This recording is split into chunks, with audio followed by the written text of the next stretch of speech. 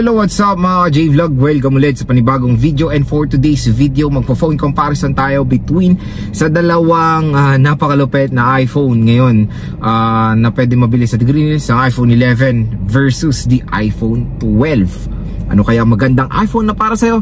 Tara mga J-Vlog, check natin.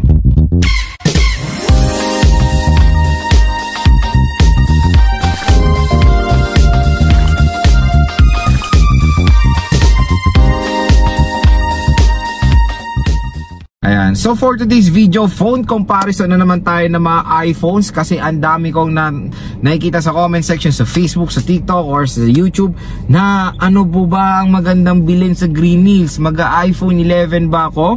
Or mag-go na ako sa iPhone 12. So yan, nag-decide ako gumawa ng content para makatulong din sa mga consumers natin out there dyan na nagde-decide bumili kung iPhone 12 ba or iPhone 11. So first, start tayo sa kanilang presyo ngayon sa Green Hills. Yung 64GB makakuha kayo ng for as low as 14,000 yan sa GH mga ka-J-Vlog. Grabe, ang mura na lang ng iPhone 11 ngayon.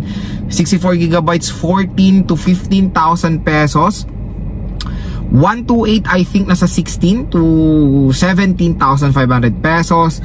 Tapos yung 256 ay nasa ano na, nasa 18 to 19,000 pesos. Sa iPhone 12 naman, bihira na lang tayo nakakita ng 64GB kay Ate Mayet sa Green Hills. Pero yun nga ay siguro kasi ang ano na, yung 128GB na lang nasa 18 na lang, 18 to 19,000 pesos ang iPhone 12 na 128. For sure yung 64 nasa 16 to 17,000 pesos, kasi may glow block si Ate May doon, nasa 16,000 eh. So yun, iPhone 12 64GB, 16 to 17, 128 is 18 to 19, 256 for sure nasa 20 to 22,000 ang range niyan mga J-Vlog. Kung mapapansin nyo po, napakaliit lang po ng mga price difference ng kanilang mga variants or mga storage. Kaya marami pa ring nalilito. Ano ba ang magandang bilhin? iPhone 11 ba or iPhone 12? Since yung mga iPhones na yan ay nagamit ko na lahat mga J-Vlog, maganda pong magbigay ng opinion or saloobin when it comes sa mga smartphones na to. So yon, phone comparison tayo. Unang-una mga J-Vlog, saan ba nakakabili ng iPhone 11 na iPhone 12? Syempre wala nang iba kundi kay Ate Mayet sa second floor, Green Hills, San Juan City, CMB Gadgets Stall XA7 na po sila. Napakadami pong ma-offer na iPhone 11 na iPhone 12 ni Ate Mayet sa kanyang stall. Maraming color available, all colors, and yun, may mga gigabytes naman na available, 64, 128, and 256. So yun mga J-Vlog, first is bigay ko yung advantages sila sa isa't isa. First, bigay ko yung advantages ni iPhone 12 sa iPhone 11, since kasi syempre ito yung successor ng iPhone 11. Unang-una na advantage ng iPhone 12 is 5G connectivity. Future proof na ang iPhone 12 since 5G na siya compare sa iPhone 11 na 4G LTE. Number 2 sa display. Dito first time na nagpalit din ng display quality si Apple when it comes sa base version ng iPhone. Dahil Super Retina XDR OLED display na ang iPhone 12 versus sa iPhone 11 na Liquid Retina IPS LCD display. So yung pinaganda lang yung mga terms, pero iPhone 11 is IPS, iPhone 12 is OLED display. Syempre matik, dun tayo sa OLED display dahil mas magandang OLED, mas vibrant, mas sharp yung display, and syempre mas magandang color accuracy when it comes sa viewing experience ng consumers. So yun, iPhone 12 all in when it comes sa display dahil mas maganda na siya mga J-Vlog. Number 3 is the redesign na outer shell ng iPhone 12. Dahil sa iPhone 12 mga J-Vlog, binalik nila ang design ng iPhone 5 series na box type, or yung iPhone 4, iPhone 5 yung box type.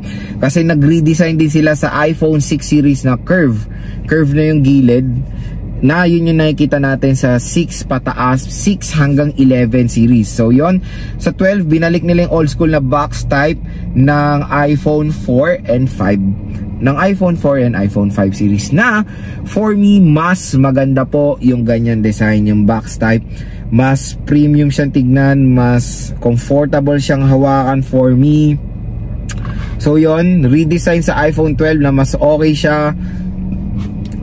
And syempre, better chipset or mas upgraded ng chipset dahil sa iPhone 12, meron siyang Apple A14 Bionic chip compare sa iPhone 11 na Apple A13 Bionic chip.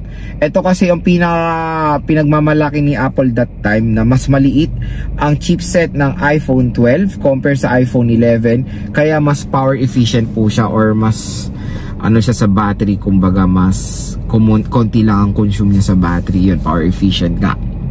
Kaya yon, ang nangyari, maliit yung battery capacity ng iPhone 12 compare sa iPhone 11. Yan yung downgrade battery capacity.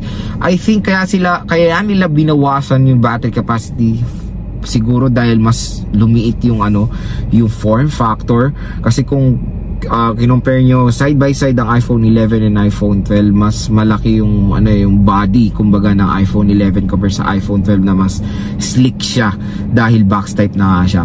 So yun, mas maliit yung battery ng iPhone 12. Ano pa ba ang advantage ng iPhone 12 mga J-Vlog? So ayan na. So yun, next naman dito tayo sa advantage ng iPhone 11. Yes, meron siyang advantage na. Yun nga po yung battery. Dahil yung battery ng iPhone 11 is sa 3000 plus mAh battery capacity compare nga sa iPhone 12 na sa 2800 plus mAh lang ang battery capacity. Pero when it comes sa camera, wala pong pinagkaiba dahil both ay merong 12 megapixel real camera and 12 megapixel ultra wide camera. So yun yung mga pang 0.5, diba ngayon na usong-uso. So all goods naman yan kung when it comes sa camera. Alin man sa dalawang smartphone na itong bibili nyo, matik po, maganda po ang resulta ng camera ng iPhone 11 and iPhone 12. Wala naman pong pinagkaiba when it comes sa mga specs ng camera, even sa video resolution, dahil both ay kaya mag-shoot ng 4K video recording, rear at front camera. Syempre, both phones na gamit ko ng mga camera niyan for contents. Maganda po, alin man dito sa dalawang smartphone na to ang pwede nyong maganda po both yung camera na iPhone 11 and iPhone 12. Kaya alin man sa dalawang smartphone na to pipili nyo when it comes sa camera or for content creation, matik, okay na okay po. Matik, okay na okay naman po silang dalawa. So yon, ano na lang yan nagbe-base na lang talaga yung when it comes sa budget ng consumer For iOS 16, meron nga ng iPhone 12, 2,000 pesos price difference. Syempre sa ibang consumers, malaking bagay na ang 2,000 pesos.